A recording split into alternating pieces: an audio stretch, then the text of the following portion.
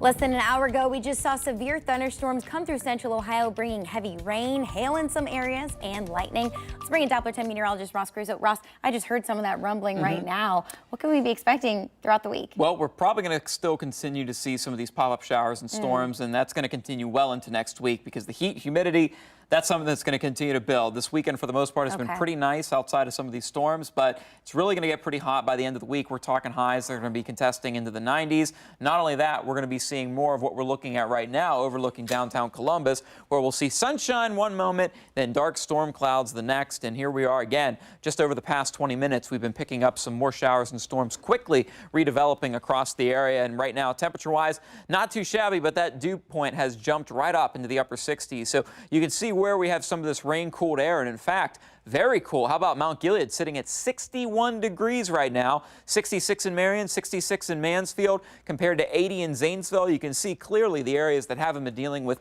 little to no rain coverage for the day today so far. 75 here in Columbus, starting to rebound out to the west, 81 degrees right now back in Springfield. So these showers and storms will continue to gradually push towards the north and east. We do have an active severe thunderstorm warning in southeastern parts of Indiana. That'll gradually move near the tri-state area. I'm not anticipating any more severe action for the rest of the evening for us, and we will continue to see some of these random downpours, though, continue.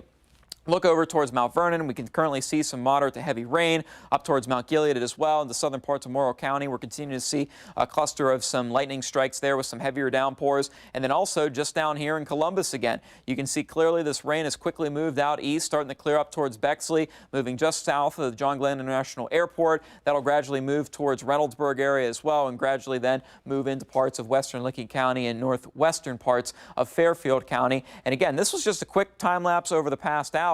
And really, this thing picked up just in a matter of 15-20 minutes, bringing some very heavy rain, again, clipping parts of downtown Columbus as well. So we're going to continue to see some spotty potential for some showers continue.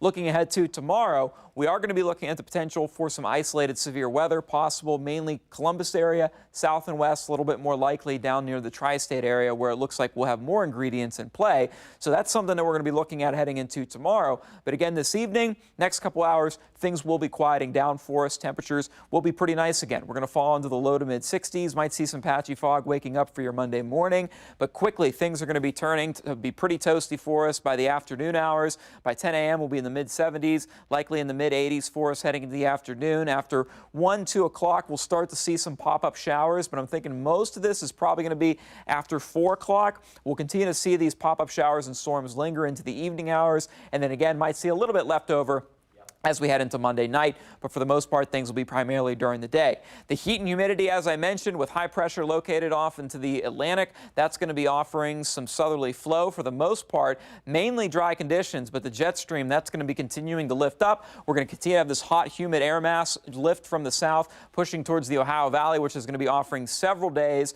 with highs into the upper 80s and 90s. Also, the humidity will continue to climb, which means dew points near 70 degrees, and then when you bottle all that up, we increase our rain chances as well. We'll be seeing these pop-up showers and storms too, which again, looking like pretty much every day we're going to be dealing with these as we head into next week. And then as we head into the end of the week, looks like we'll finally start to see a system come through, which could offer some more widespread precipitation. But we're talking highs well into the 90s, 91 Wednesday, 92 Thursday, and that's not even including the real feel temperature. So there's a very good chance we could have a few of these days possibly feeling like it's near 100 degrees or hotter.